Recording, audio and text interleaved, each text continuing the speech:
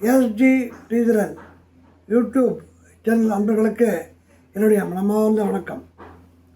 ஜனவரி 17 புரட்சி நடிகர் மக்கள் திலகம் பொன்மலைச்செம்மல் பாரத ரத்னா எம்ஜிஆர் அவர்களது பிறந்தநாள் ஜனவரி 17. அன்றும் இன்றும் என்றும் எம்ஜிஆரை நாம் மறக்க முடியாது. அவர் நடித்த படங்கள், அவரது பாடல்கள் இவற்றை எதற்கு கேட்டாலும் கேட்டுக்கொண்டே இருக்கலாமல் தோன்றும். திரு எம்ஜிஆர் அவர்களை பற்றி கலைமாமணி, கலையரசி, ராஜஸ்ரீ அவர்கள் அவரோடு பல படங்களில் நடித்திருக்கிறார். அந்த நினைவுகளில் இந்த எம்ஜிஆர் அவர்களது பிறந்த நாளில் அவரை பற்றிய பசுமையான நினைவுகளை நம்மிடம் பகிர்ந்து கொண்டிருக்கிறார். நமது வேண்டுகோளுக்கு இருங்க. எம்ஜிஆருடைய தர்மகுணம், அவரது படங்கள் பற்றி, சுயார சம்பவங்கள், அவருக்கு கடவுள் பக்தி இருந்தது அதை பற்றி பல விஷயங்களை பேசியிருக்கிறார். அதை நாமும் எல்லோரும் பார்த்து ரசிப்போம். இதில் நிறை குறை இருந்தால் நீங்கள் தெரியப்படுத்துங்கள்.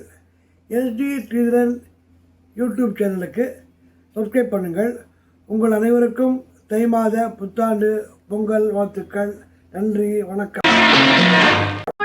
மறைந்தவர் கோடி, மக்களின் மனதில் நிற்பவர் யார்?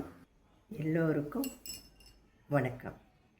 இன்னைக்கு நம்ம எம்ஜிஆர் 109th பர்த்டே.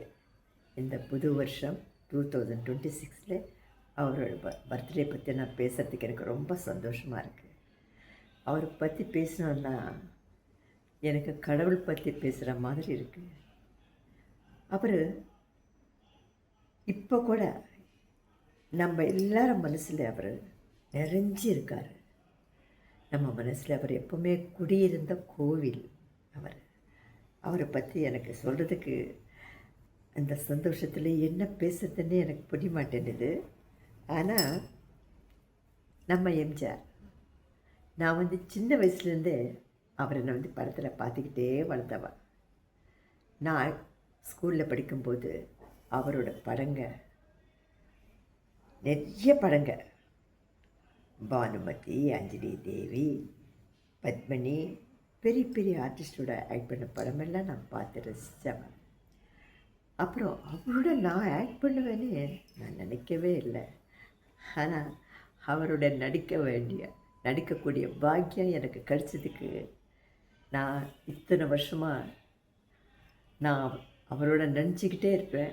அவ்வளோ சந்தோஷமாக இருக்கும் அதை நினைக்கும் போதெல்லாம் அவரை பற்றி. ஆஹா, நானும் எம்ஜிஆர் கூட நடிச்சிருக்கேன். நம்ம எம்ஜிஆர் அவர் என்ன சொல்கிறது அவரை பற்றி? நான் முதல்ல ஆக்ட் பண்ண படம் எல்லாருக்கும் தெரியும், கலையரசி என்ற படம். அதுக்கப்புறம் குடியிருந்த கோவில், அதுக்கப்புறம் பட்டிக்காடு பொன்னையா, நாளை நமது, அடிமை பெண், அப்படி நிறைய படம் நடிச்சிருக்கேன்.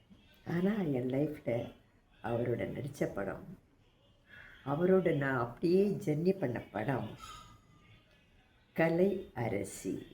அதில் பானுமதி அம்மா இருக்காங்க, நம்பியார் இருக்கார், எல்லாம் பெரிய பெரியவங்க. நான் ஸ்கூலில் படிக்கும்போது அவங்க படம் பார்த்தா அவங்க ஹீரோயின்ஸ் எல்லாம் இருக்காங்க. அந்த படத்தில் ஆக்ட் பண்ணுற பாக்கியம் எனக்கு 5 years நம்ம எம்ஜிஆரோட நான் போகும் பாதையில் ஜர்னி பண்ணியிருக்கேன். அந்த லக்கு, அதிர்ஷ்டம் யாருக்கு கிடைக்கும்? அது எனக்கு கிடச்சிருக்கு. அதோட என்ன மகாபாகியமாக நினைக்கிறேன். ஆனால் எம்ஜிஆர் கூட ஆக்ட் பண்ணும்போது நமக்கு அந்த ஃபீலிங்கு, அவர் எம்ஜிஆர் என்ற ஃபீலிங் வராது. அந்த செட்டில் போய் அவரோட நடிக்கும்போது அந்த கேரக்டர்லேயே நம்மளும் அப்படியே அட்ஜஸ்ட் ஆகி போயிடுவோம். அவர் நம்மளை ஒரு குழந்தை மாதிரி, அம்மா இப்படி பண்ணு அப்படி பண்ணுன்னு என்னெல்லாம் சொல்லிக் கொடுப்பார் அவர். ஏன்னா அந்த பயமே நமக்கு இருக்காது.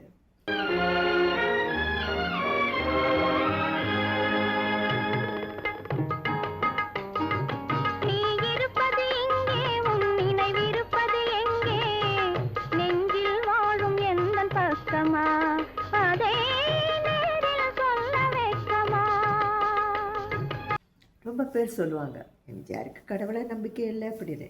ஆனால் இருக்கு அவருக்கு. ஏன்னா ஒரு வாட்டி நான் வந்து அவரோட ஆக்ட் பண்ணிக்கிட்டு இருக்கும்போது நான் திருப்பதிக்கு போய் திருப்பதி பிரசாதம் கொண்டு வந்தேன். அப்போ வந்து எல்லாம் அந்த டெக்னீஷியன்ஸ்க்கு எல்லாருக்கும் லேபர்ஸ்லேருந்து எல்லாருக்கும் நான் வந்து அந்த திருப்பதி பிரசாதம் கொண்டு வந்து கொடுத்தேன். எல்லாம் சாப்பிட்டுட்டு இருக்காங்க. அப்போ எம்ஜிஆர் வந்தார். என்ன எல்லாருக்கும் கொடுக்குற அப்படின்னாரு. நான் சொன்னேன், ஒன்றும் இல்லை அண்ணா, திருப்பதி பிரசாதம் அப்படின்னு. திருப்பதி பிரசாதமா, எனக்கு இல்லையா அப்படின்னு கேட்டார் அவர். கேட்டவுடனே எனக்கு பயமாயிடுச்சு. எனக்கு எல்லாரும் சொல்லுவாங்க அவருக்கு கடவுள் பக்தி இல்லை, அவர் ஷூட்டிங்கில் கேமராக்கு தேங்காய் கூட அடிக்க மாட்டாங்க, அவ்வளோ ரொம்ப இதுவாக இருப்பாங்கன்னு சொல்லுவாங்க. அதனால் எனக்கு என்னென்னா அவருக்கு கொடுக்கறதுக்கு எனக்கு பயம், அதனால் கொடுக்கல. அவர் கேட்டார் எனக்கு இல்லையா அப்படின்னு நான் என்ன சொல்கிறது. உடனே அப்படின்னு ஆத்திரமாக கொடுத்தேன். அவர் வந்து சாப்பிட்டாரு. எனக்கு ரொம்ப ரொம்ப சந்தோஷமாயிடுச்சு. ஆஹா, நம்ம கையால் திருப்பதி பிரசாதம் நம்ம எம்ஜிஆர் சாப்பிட்டாருன்னு உடனே ரொம்ப சந்தோஷமாக இருந்தது. அப்படியே அவரோட ஆக்ட் பண்ணும்போது நான் வந்து நேற்று இன்று நாளை அவர் பேருங்கெல்லாம், அந்த படம் பேருங்கெல்லாம் பாருங்கள் எவ்வளோ அருமையாக இருக்கும்னா ஒரு மீனிங் இருக்கும் எல்லா படமே. அதில் நான் ஆக்ட் பண்ண படமுக்கு கூட குடியிருந்த கோவில், கலையரசி, நாளை நமதே, அடிமை பெண், நேற்று இன்று நாளை, அப்படி நான் வந்து அவரை கூட கொஞ்சம் படம் ஆக்ட் பண்ணால் கூட அந்த சாங்ஸ் ஆகட்டும், அந்த படத்தில் நான் ஆக்ட் பண்ண ரோல் ஆகட்டும் எனக்கு ரொம்ப ரொம்ப பிடிச்சிருக்கு. அவரோட நிறைய ஆக்ட் பண்ண வேண்டிய பாக்கியம் இருந்தாலும் கொஞ்சம் படம் ஆக்ட் பண்ணால் கூட அந்த அனுபவம் எனக்கு ரொம்ப புதுமை. என்ன சொல்கிறதுன்னா, அவரோட நான் ஆக்ட் பண்ணிக்கிட்டு இருக்கும்போது நாளை நமதே, இல்லை நேற்று இன்று நாளை அந்த படத்தில் ஒரு மலை மேலே மைசூர் கிட்ட நந்தி ஹில்ஸ்ன்னு சொல்லிட்டு அந்த மலை மேலே அந்த சாங் எடுத்தாங்க. அந்த சாங்கில் ஆக்ட் பண்ணும்போது அவர் வந்து எனக்கு ஒரு கேப்பை வைப்பார். கேப்பை வச்ச உடனே அந்த காற்றுக்கு அது பறந்து போயிடும். அப்போ என் கூட ஒரு பையன், சின்ன பையனை, நம்ம ஆந்திராவிலேருந்து வந்த புதுசாக ஒரு பையனை நம்ம வீட்டில் இருந்தா ஒரு பையனை மாதிரி, அந்த பையனை கிடுக்கிடுன்னு ஓடி போயிட்டு ஐயோ கேப்பை பறிஞ்சு போச்சு, எம்ஜிஆர் அவர் வந்து நம்ம அம்மா தலையில் வச்சாங்க அப்படின்னு சொல்லிட்டு ஓடி போய் அந்த மலை இறங்கி அந்த கேப் கொண்டு வந்து அவங்கள கேப்பன் கொடுத்தார். உடனே அவர் என்ன பண்ணார், அந்த பையனை பிடிச்சிட்டு கட்டி பிடிச்சி முத்தம் கொடுத்தார். அந்த பையன் வந்து இப்போ 50 வயசு தாண்டி போச்சு.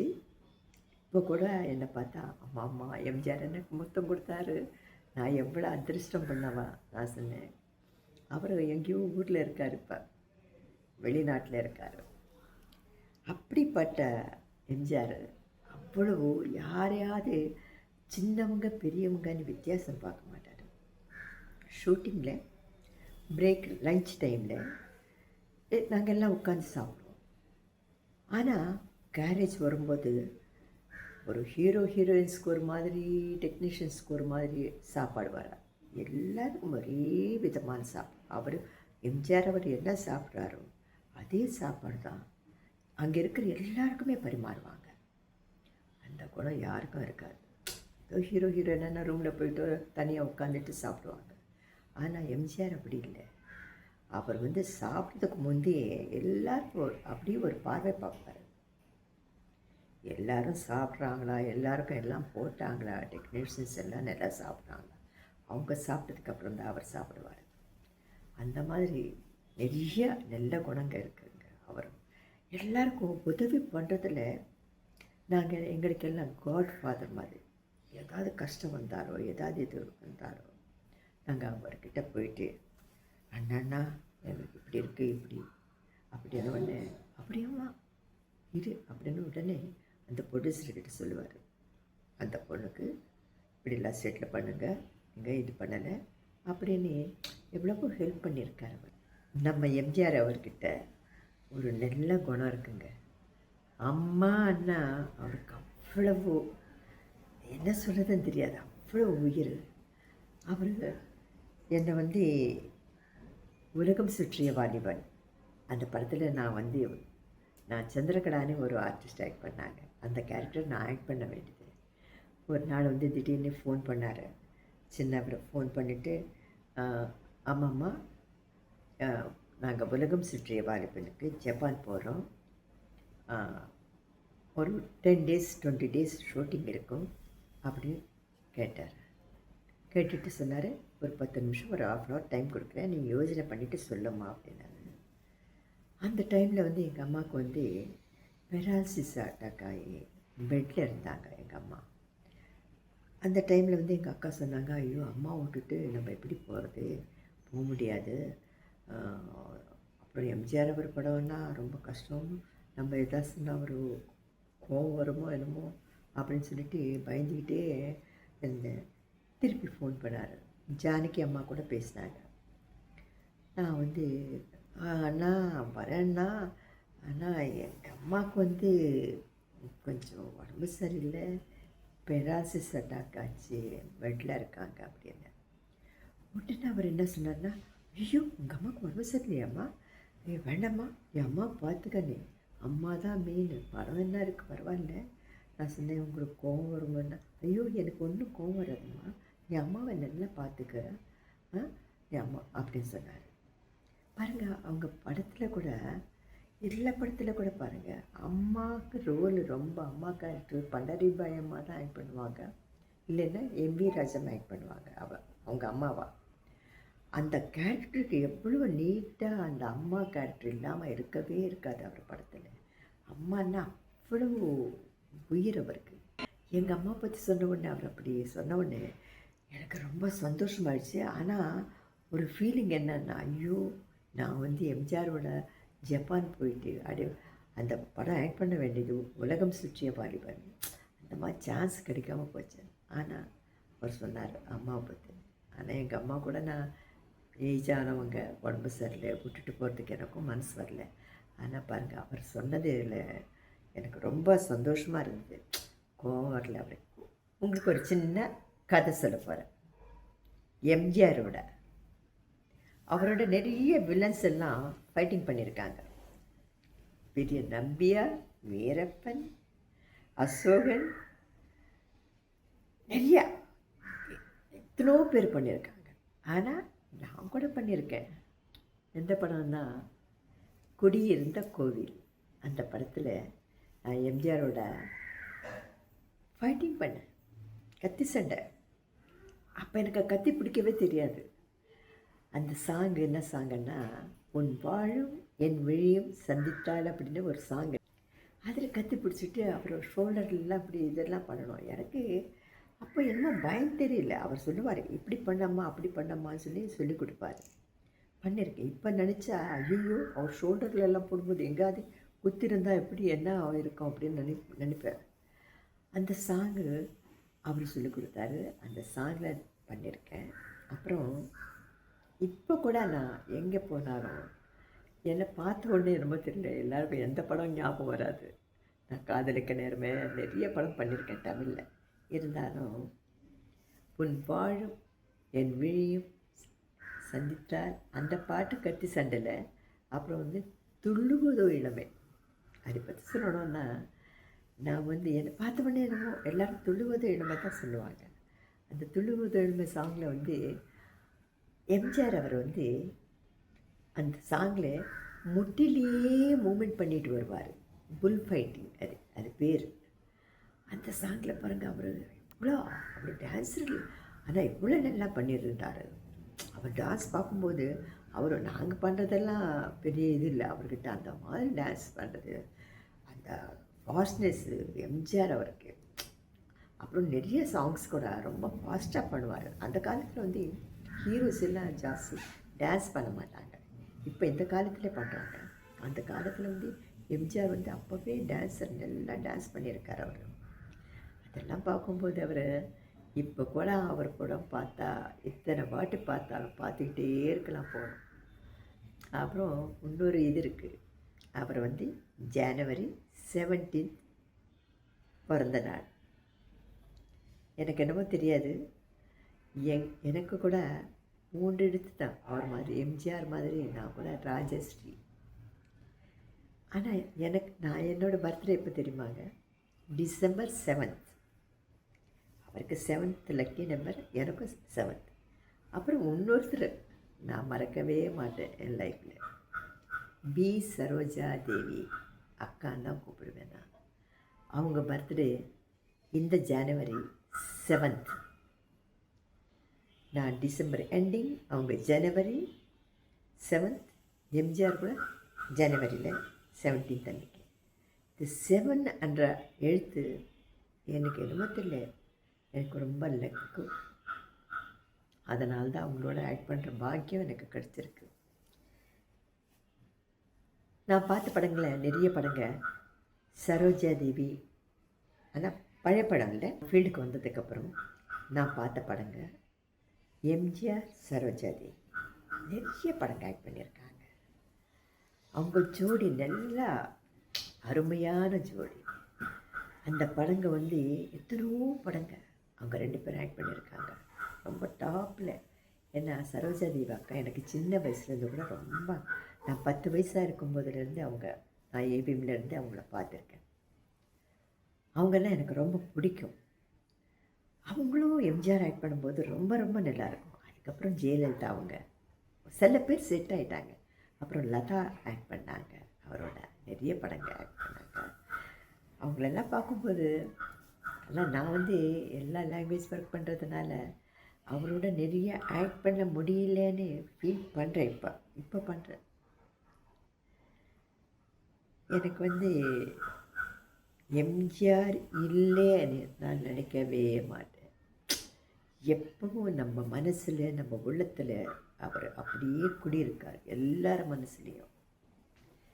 எம்ஜிஆரை பற்றி சொல்லணுன்னா நான் சொல்கிறதுனா எவ்வளவோ இருக்குது. அவர் பண்ண தான தர்மம் நான் கண்ணால் பார்த்துருக்கேன். மார்னிங் யாராவது கல்யாணமோ பத்திரிக்கை கொடுத்தாலோ, இல்லைன்னா ஏதாவது விசேஷமோ, குழந்தைக்கு பேர் வைக்கணும்னாலோ உடனே அள்ளி கொடுக்குற கை அவருக்கு. பணம் கணக்கு பார்க்காம கொடுக்குற கை அது. இப்படி கையில் எவ்வளோ கடிச்சா அவளை அப்படி கொடுத்துருவார். மற்ற பசி என்றாது அவர்கிட்ட இருக்கவே இருக்காது. ஏன்னா யார் அந்த ஷூட்டிங்கில் இருந்தாலும், இல்லைன்னா ஒரு வாட்டி இந்த சைக்ளோன் ரொம்ப பேர் பாதிக்கப்பட்டிருப்பாங்க. அப்போ என்ன ஆகும்னா, நம்ம எங்கள் வீட்டுக்கிட்டேயே கோடம்பாக்கம் மார்க்கெட் இருக்குது, ஃபிஷ் மார்க்கெட். அங்கே எங்கள் வீட்டில் ஃபிஷ் வாங்க போவாங்க எங்கள் அக்கா அண்ணிங்க. அவங்க போகும்போது, அம்மா மீனெல்லாம் முடிஞ்சு போச்சுமா அப்படின்வாங்க. ஏங்க அப்படின்னு கேட்டால், நம்ம எம்ஜிஆர் ஒரு வேன் வந்தது, மீனெல்லாம் எடுத்துகிட்டு போயிட்டாங்க. பாருங்க, நான் மீனெல்லாம் எடுத்துகிட்டு போயிட்டு அவங்களுக்கெல்லாம் சமைச்சு எல்லாம் ஏழைங்களுக்கெல்லாம் சாப்பாடுக்கு மீன் எல்லாம் போட்டுருவாங்க. அப்படி சாப்பாடு விஷயத்துலேயோ எந்த விஷயத்துலேயோ அவர்கிட்ட குறையே இருக்காது. அந்த மாதிரி தெய்வம். இத்தனை வருஷமானாலும் அவரை பற்றி நம்ம எல்லாரும் நினச்சிக்கிட்டு இருக்கோம். அவர் இருக்கார், இல்லைன்னா நான் சொல்ல மாட்டேன். அவர் உயிரோடு தான் நம்ம மனசில் எல்லாம் குடியிருக்கார்.